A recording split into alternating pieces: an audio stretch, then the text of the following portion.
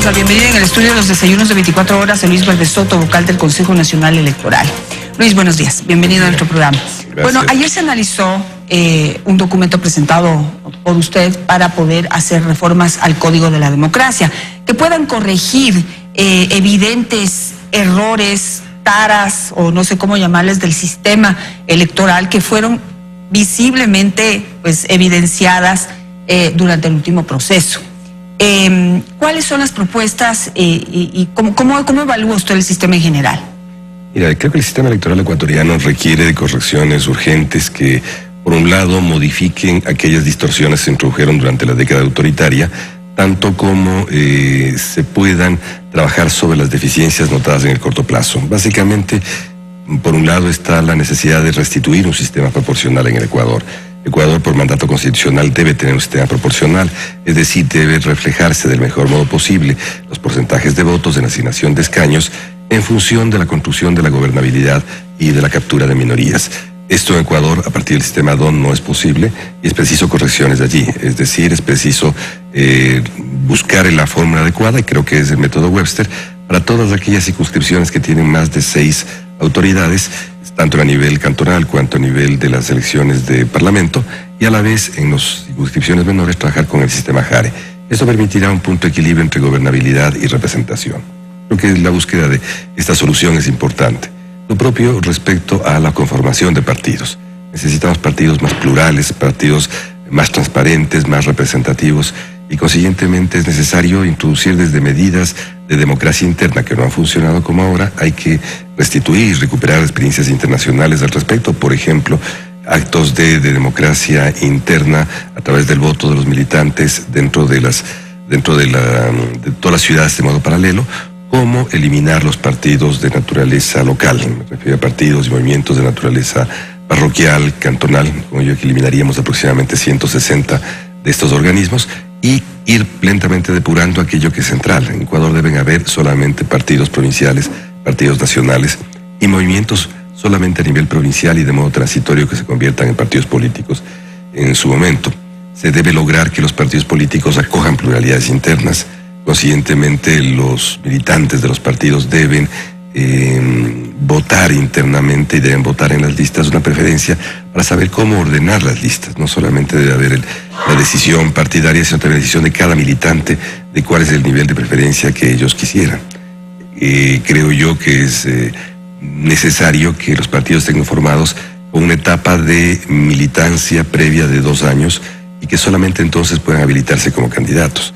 Esto implicaría evitar los partidos de alquiler, los partidos que se arriendan, y evidentemente conectado a esto el tema de la economía, llamémoslo así, de la política, todos los temas de una campaña cara, todos los temas de una forma de subvención política pública y los temas del financiamiento político privado también tienen que ser tratados.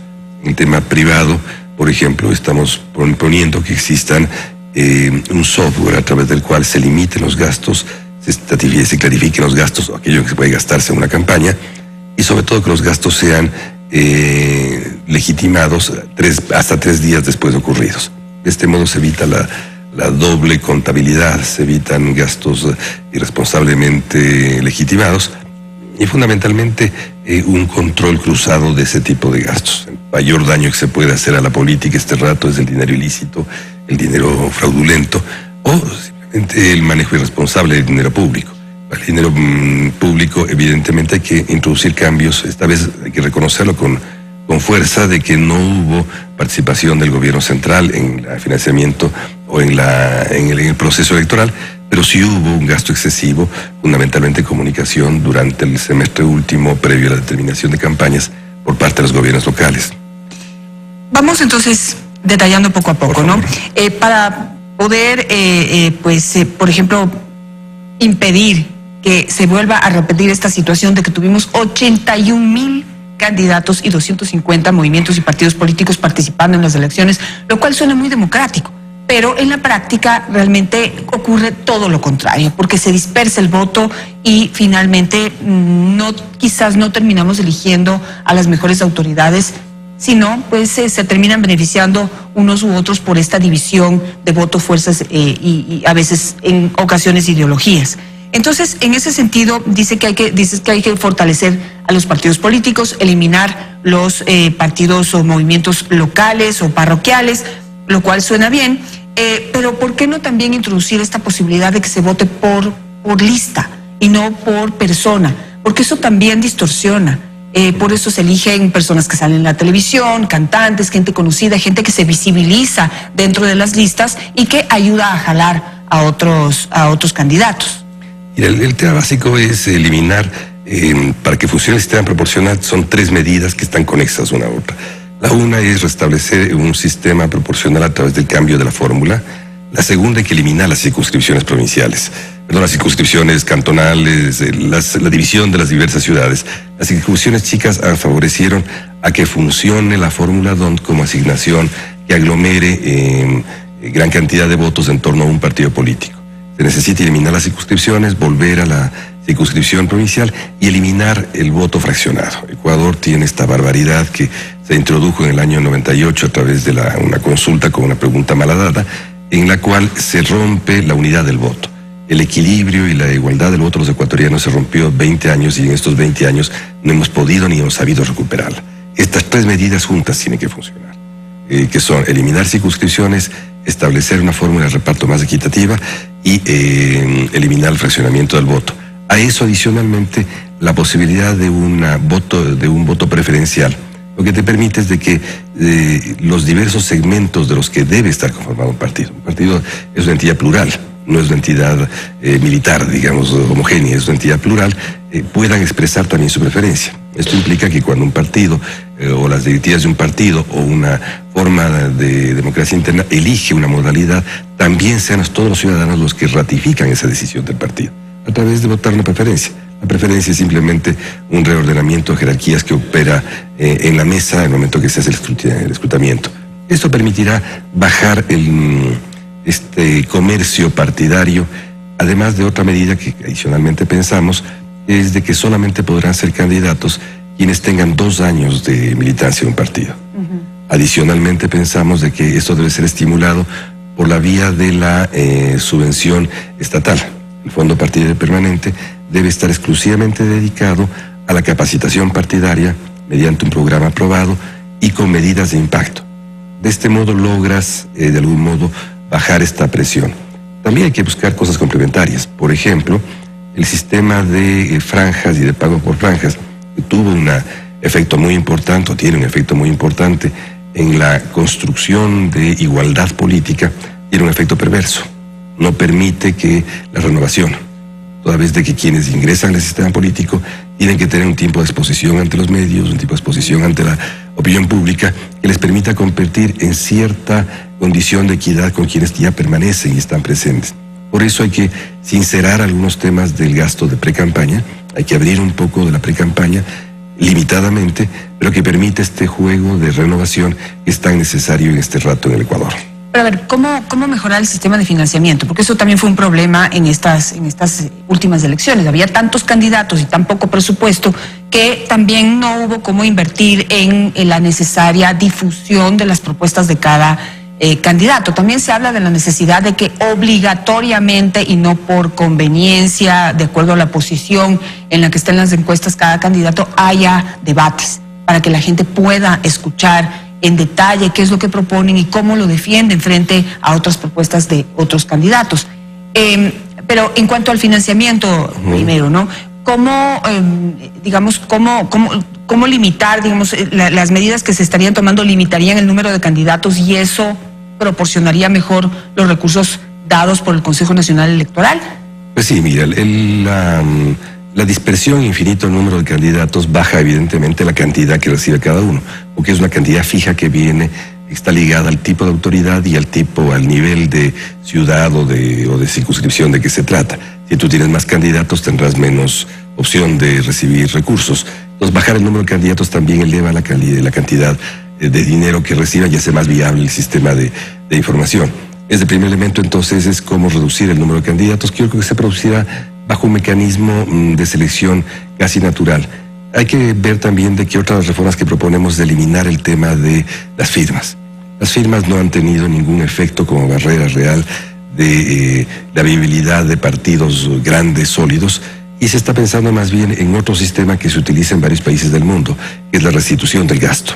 Es un poco más liberal en el sentido de que tú puedes lanzarte de candidato, pero tienes como presión el que si no alcanzas del 4%, aquel límite que está fijado en la ley ecuatoriana, simplemente tienes que devolver todo aquello que la nación invirtió en ti, no solamente a través del gasto electoral, sino de todos los otros rubros que la nación invirtió en ti. Pero el requisito para inscribirse, entonces, ¿cuál sería? Puedes inscribirte, puedes entrar, es tu riesgo. Simplemente. Es tu riesgo, pero tienes que pagar si es que no logras cubrir. Pero eso no multiplicaría también el número de movimientos, partidos y candidatos. Y yo creo que vamos a ver quién está dispuesto a pagar el 4%, pagar el costo de la campaña. Yo no sé quién está dispuesto a correr ese riesgo cuando no hay certezas ni capacidad. Es un estímulo también a la alianza, es un estímulo a la fusión, es un estímulo a la presentación responsable, ¿no es cierto? Esto ha funcionado en varios países y funciona bien. Ciertamente, a veces la sanción económica tiende a mejor. Evidentemente hay otras fórmulas, pero el sistema de firmas es el que ha fracasado en el Ecuador y el que hay que dejarlo de lado. Todas esas firmas falsas, es decir, ha fomentado la trampa y el engaño, ¿no? No hay ninguna posibilidad tecnológica de hacer una revisión exacta de las firmas. Yendo al tema que te llama atención y que a mí me llama mucho también la atención, que es el del debate necesario. El debate no es una discreción ni de los candidatos ni de la autoridad. Cuando tú tienes procesos electorales en los cuales se concentra la atención del público grandemente en torno a un momento, ¿no es cierto? Y este momento de concentración de la atención del público es el debate. Este rato estamos viendo los debates en España, por ejemplo, que son momentos de altísima concentración. Ellos se quejan de que es una campaña con el menor nivel de concentración, cuando va más del 50% de la audiencia está concentrada en torno a los debates. En esos casos hay que tener, en el caso ecuatoriano igual, hay que disponer de esa concentración de audiencia como un vehículo para ejercer el derecho a la información. Tú no puedes no utilizar esa concentración de atención para ejercer este derecho a la información. Lo propio ocurre con los candidatos. Una vez que se produce esta situación en que hay concentración de atención y es una opción inevitable de distribución de información, los candidatos no puede ser discrecional que asistan o no asistan, es una obligación asistir. Igual que ahora, en el Ecuador es una obligación que cuando tú inscribes de candidato, tienes que terminar la candidatura, no está sujeto a tu discreción o a tu maniobra estar o no presente en la escena electoral una vez que asumiste una responsabilidad pública. Asumiste la responsabilidad de ese candidato, debate. Ahora, desde el punto de vista comunicacional, para que pueda haber buenos debates y pueda escucharse realmente las propuestas y ponerlas sobre la mesa y discutirlas con uno y otro candidato, no puede haber tantos candidatos. Evidentemente. No puede haber tantos candidatos. Es imposible para los medios de comunicación colaborar en ese sentido porque hasta ahorita no terminaría de invitar a los que eran candidatos y ya se terminaron las elecciones. Ahora hay que utilizar el punto de concentración, ¿no? Es un punto de concentración que hay que utilizarlo. Cuando tú tienes excesivo número de candidatos, tiene que ser esto organizado por una comisión proba, que es la que define cuál es la estrategia de comunicación. Cuando tú tienes un exceso muy grande, obviamente tienes que trabajar con medidas de audiencia y tienes que trabajar en uno o dos momentos. Y tienes que trabajar con esto. Hicimos ya un estudio con Naciones Unidas, está el estudio puesto, está a disposición de todos. De hecho, estuvo a disposición de los miembros del Consejo de Participación, candidatos que no lo utilizaron.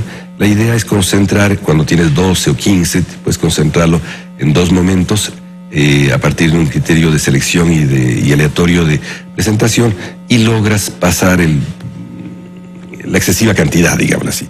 Pero lo fundamental es utilizar el momento de concentración. Tú no puedes no utilizar el momento de concentración.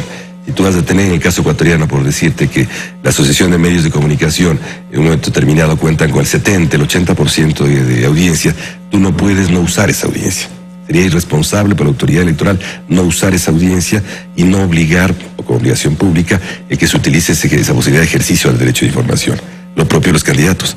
Si te prestas a que el candidato tienes que estar sujeto a este tipo de comparación pública, ¿no? Paso a otro tema y propuestas que se habían hablado, muchas desde el Consejo de Participación Ciudadana, también desde distintos ámbitos de la ciudadanía. El voto obligatorio, eliminarlo, porque también ahí también se gasta mucho dinero tratando de convencer a gente que no le interesa las elecciones, que no le interesa quiénes son los candidatos, que no le interesa conocer propuestas, que simplemente va a votar porque quiere el certificado que le obliga la ley a tener. Pero no hay conciencia política. Entonces, tal vez concentrar el voto entre quienes sí están interesados en decidir el futuro de un país. Yo creo que ese es un tema sumamente delicado y difícil. A ver, tomemos experiencias más lejanas y recientes. Una de las más lejanas es Colombia. Colombia elige a sus autoridades con 30-40% del voto, que no necesariamente robustece ni el sistema partidario ni el sistema político. Y más reciente, Chile. Chile acaba de imponer su voto obligatorio, acaba de abrir la posibilidad de que el voto sea facultativo, ha tenido una caída tremendamente importante en la participación ciudadana.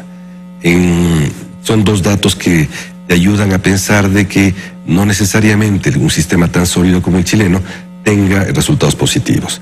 En el caso ecuatoriano, el voto facultativo no tiene tasas menores de participación que el voto obligatorio, lo cual te habla de que aquello de la presión por el voto es menor en el caso nuestro. A la gente le gusta votar. Hemos hecho un estudio antropológico en Quito sobre los significados de la participación en el voto, el Instituto de la Democracia, y se ve que hay un nivel importantísimo de gusto por hacerlo. Al aflojar un poquito la presión legal, creo que podemos introducir una distorsión adicional. Yo creo que valdría la pena evitarla. Ecuador no tiene presión sobre ese lado. Yo más bien rescataría en el caso ecuatoriano varias cosas que son olvidadas, y a propósito de nuestros 40 años de democracia, hay que festejarlos. Yo creo que es un elemento de festejo tener 40 años de democracia ininterrumpida, como en el caso nuestro. Decía, por ejemplo, se suele decir que la mujer analfabeta campesina es la que menos participa. Y curiosamente participa más que la mujer urbana. Es decir, Ecuador tiene en ese tipo, ha habido una especie de represamiento histórico que se satisfecho bien. Yo no metería cambios allí, porque esos cambios pueden... conocer esos detalles, pues ese análisis, ¿no? Para conocernos mejor como votantes y como ciudadanos interesados en la política. Por último, Luis, quisiera saber las propuestas que se están haciendo para poder evitar el hiperpresidencialismo del Consejo Nacional Electoral, que lo convierte en la máxima autoridad, última decisión, digamos, la última palabra durante un proceso electoral, lo cual también sonaba bien, pero en la práctica se han cometido abusos. Entonces, ¿cómo delimitar y a la vez darle la autoridad que el Consejo necesita para actuar durante las elecciones? Mira, es muy complejo diseñar un colegio y un cuerpo colegiado de 5 personas, una de las cuales ejerce la presidencia, y esta complejidad de diseño se traduce en una cantidad de desatinos. Tal vez el principal desatino que puede existir es la inadecuada distribución de funciones. Entre 5 es posible definir y distribuir funciones, responsabilidades y roles adecuadamente, ponderadamente, y no inadecuada y despóticamente. Esa es una, ¿no es cierto? La segunda es de que las responsabilidades administrativas deben permanecer donde están. Lo que sí no debe permanecer donde está es la no generación el bloqueo de la generación de políticas públicas electorales. Un cuerpo colegiado tiene que generar políticas públicas electorales y tiene que hacer fiscalización interna. Eso es absolutamente claro y obvio. En el fondo hay que deshacer la hiperconcentración de funciones internas. Y esta hiperconcentración tiene que abrirse a partir de nuevos equilibrios. Y los equilibrios vienen de que un cuerpo colegiado tiene que considerarse de pares, uno de los cuales ejerce la presidencia y tiene una responsabilidad administrativa, y no se debe considerar un administrativo como la forma de subordinación, acabar o determinar con la forma de existencia de políticas públicas electorales en varios niveles. En temas tecnológicos, en temas de organización de procesos, en temas jurídicos, en temas de organización y relación con partidos políticos. Porque en este último caso no se ha logrado contactar con los partidos políticos a través de los cuerpos consultivos que existen.